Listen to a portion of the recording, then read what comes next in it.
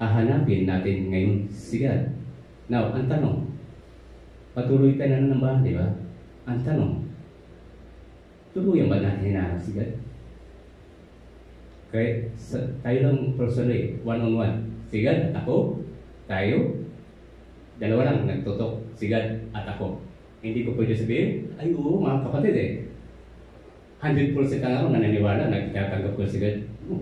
100% mo na minamak natin si God. Isang kasalanan kay God. Hindi tayo makapagkaila kay God, makapagsinungaling. Hindi po. Kaya, masarap na nanambahan pag personal. Pasalamat na tayo, binigyan tayo ng panambahan. At pasalamat pa tayo, hindi lang panambahan isa, may dalawa pa. Ay, glory to God, bibigyan tayo ng panambahan, may underground. So saan doon yung panambahan? Yeah. Kasi yung pinanggalingan namin panambahan, underground, kaya yung ingay, hindi naririnig. So, maluwag. So, walang imposible kay God. Dalawang panambahan ng atin.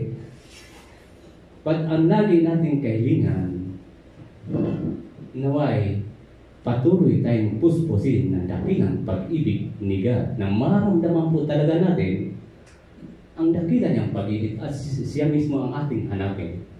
Nakaabot na may magnet na Anong pipiliin niyo? Yung magnet na naghihiwalay o yung magnet na unda sa kapit? Dapat ang piliin natin yung magnet na kumakapit. Tapos, pag pinilit mo maghiwalay, ayaw pa maghiwalay. Dapat ganun po tayo.